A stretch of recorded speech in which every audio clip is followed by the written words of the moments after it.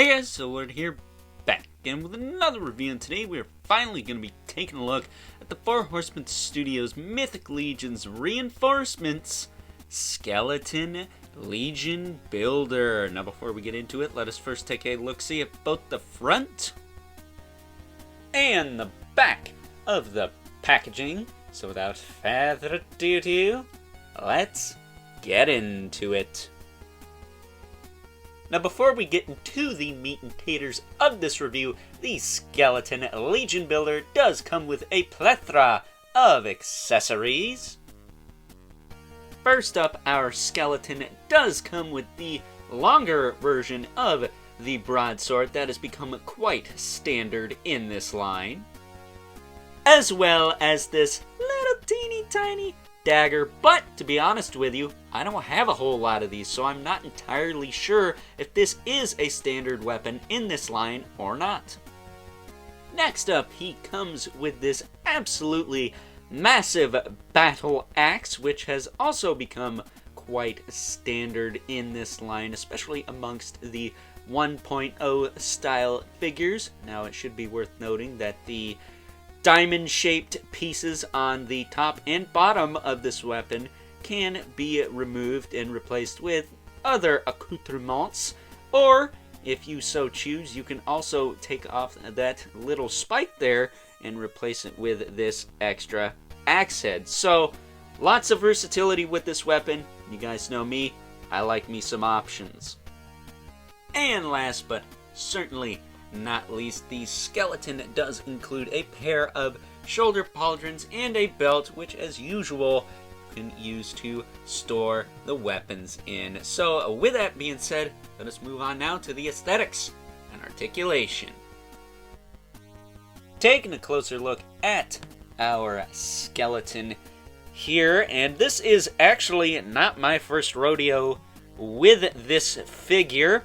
I do have the previously released All-Stars version, which seems to have been available for quite some time now, so I'm surprised this guy made it into the reinforcements wave, considering the fact that, well, you could buy him for a relatively reasonable price, but I am fully aware that people like to save money, including myself, so it's no surprise that he made it in, and he sold quite well, much like all the other figures in this wave. So, with that being said, this is unfortunately not my figure, so I gotta give a shout out to Mr. Brian, aka my dad, aka the old man, for letting me borrow this for this review. We will be comparing him to the All-Stars version during size comparisons a little bit later, but this review would not be possible without the disgruntled ogre I am forced to live with. So, with that being said, that's not to say I'm not going to try and swipe this later, but he doesn't need to know about that.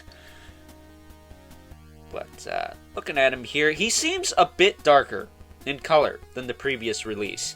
I'm not sure if that's my eyes playing tricks on me, but he seems to be getting a little bit closer to a black color, whereas the other one was a little bit more gray. So I'm kind of bummed out I don't have this figure. At least not yet, but again, we're not going to talk about that. But as far as articulation goes on this guy, his head will look up and down. A little bit tight on this release. It's actually tight on the first one that I took a look at on this channel. I will leave a link in the description below to my review of that older All-Stars 2.0 version. I think that's when he came out. Just so you can get a better look at that one, because I'm not going to do a full-blown comparison between the two. They're the same figure. I think the only thing that's really different is, again, the color of the armor. But the head will look up and down. It does tilt side to side. It does rotate at the neck because it's so tight on the ball peg, you can't look around there. Shoulders, if you move this little flap up, you can move them up all the way. It is a bit stiff, though. There you go. Back down. Move forward and back. There's a single joint in the elbow, which you can almost get 90 degrees out of, so that's nice. He does have a swivel in the elbow as well. Swivel at the gauntlet. Swivel at the wrist. Hinge at the wrist. Nice tight wrist hinges on this wave. I didn't mention that.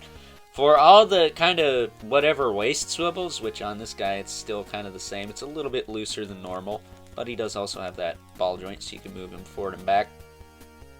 But I will say, for all the loose kind of waists on this wave, they do have really nice tight wrist hinges this time around, so I am very happy about that.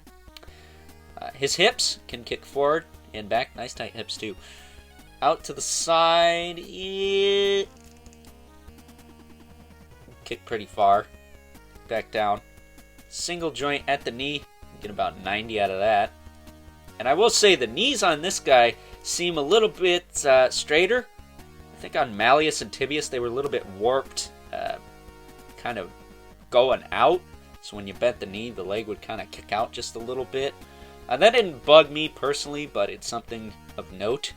And this guy is the exact opposite. The knees are kind of kicked a little bit inward, or the knee joints. So when you bend the knee, it's a little bit more natural. So I do appreciate that. He does have a swivel at the knee as well as a swivel at the foot, hinge in the foot, rocker, and peg holes at the bottom of the feet.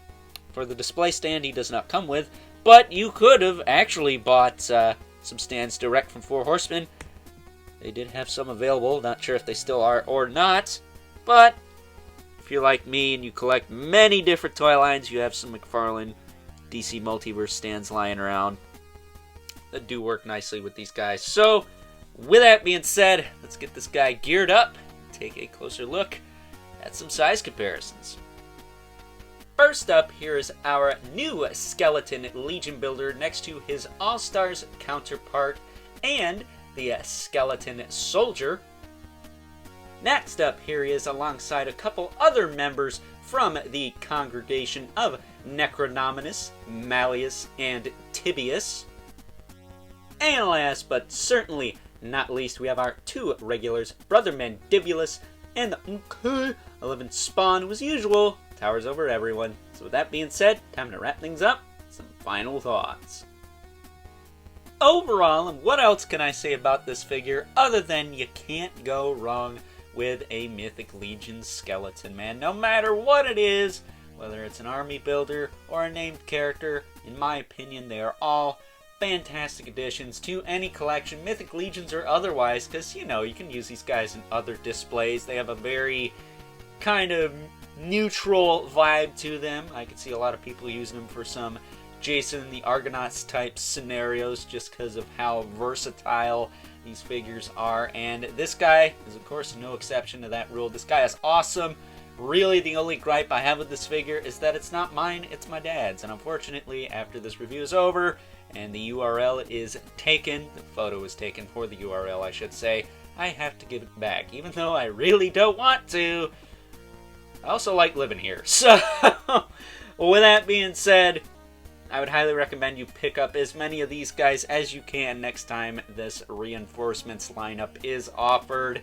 I think these guys are totally worth it. This guy actually lasted quite a while. He almost lasted a whole week, so, you know, maybe next time will be even easier to get, or more difficult, because the Legions community, it's a growing pretty fast. So, with that being said, I hope you guys enjoyed this review. If you are so inclined, please don't forget to comment, like, subscribe, and hit the bell so you know whenever I upload more reviews like this one. And if you haven't already, hit me up on Instagram at Overlord Productions and the Mythic Legions Cabal over on Facebook. Be a part of the Legions community. But as always, keep the comments civil, because the world sucks enough as it is. And until next time, I'll catch you guys later.